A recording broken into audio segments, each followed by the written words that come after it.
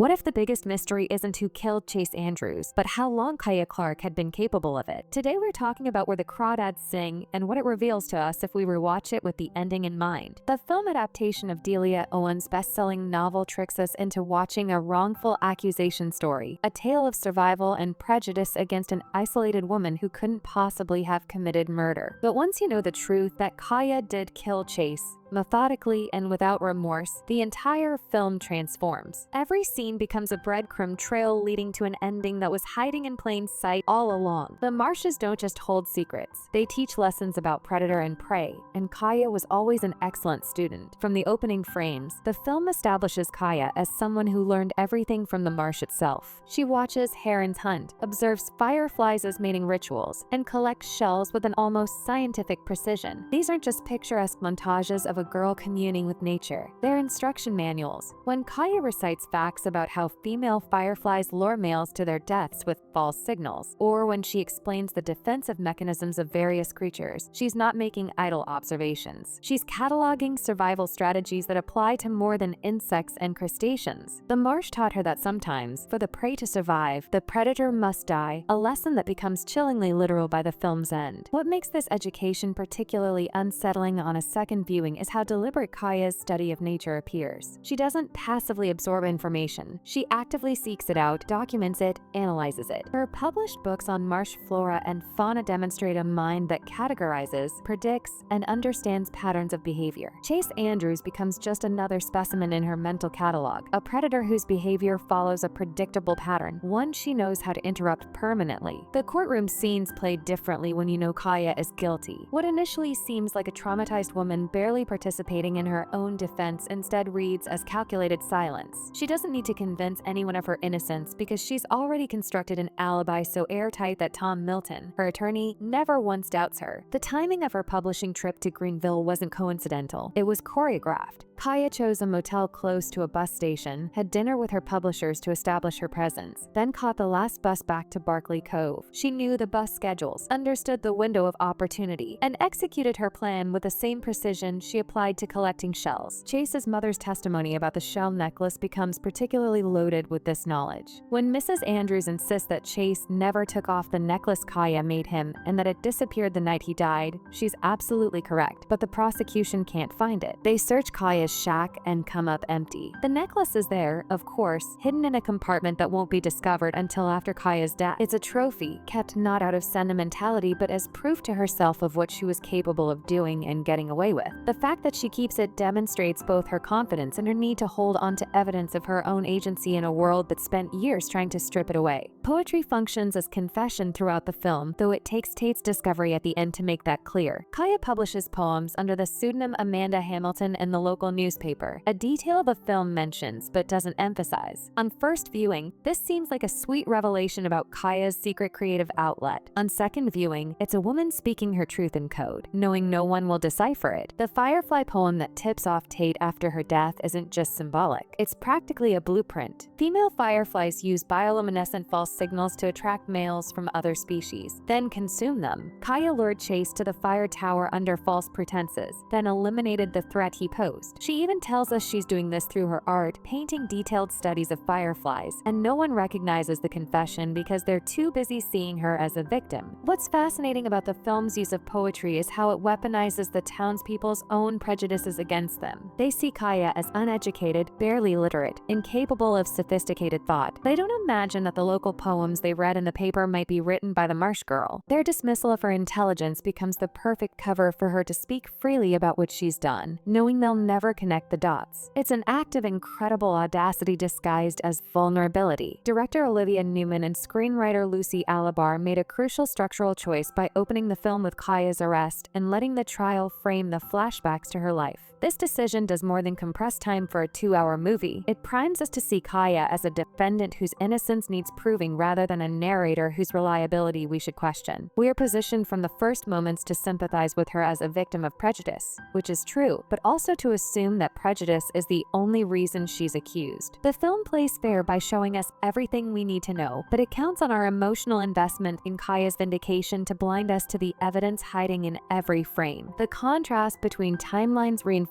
this misdirection. In the courtroom, Kaya appears small, overwhelmed, barely able to meet anyone's eyes. In the flashbacks, even as a child, she's resourceful, observant, and increasingly self-sufficient. The film lets us attribute any discrepancy to trauma and mistreatment rather than to performance. But Kaya has always understood that appearing vulnerable serves a purpose. Her silence in court isn't shock, it's strategy. She knows the jury expects a certain kind of defendant, and she gives them exactly what they expect to see while revealing nothing of what she's capable of doing. Where does justice end and survival begin? The film refuses to provide an easy answer, which is perhaps its most sophisticated move. Chase attempted to rape Kaya after she ended their relationship. He stalked her, intimidated her, and made it clear he wouldn't accept her refusal. Given her history of abandonment and her father's violence, she had every reason to believe Chase posed an ongoing threat. The film doesn't condemn her actions. It barely even comments on them. Instead, it presents the murder as a fait accompli and asks us to reckon with our response to a woman who took permanent action to ensure her safety. What complicates this moral territory is that Kaya doesn't kill Chase in the heat of the moment or in immediate self-defense. She plans it. She creates an alibi. She covers her tracks with a thoroughness that suggests she's been thinking through this possibility for a while. This isn't a panicked reaction. It's a calculated decision. And yet,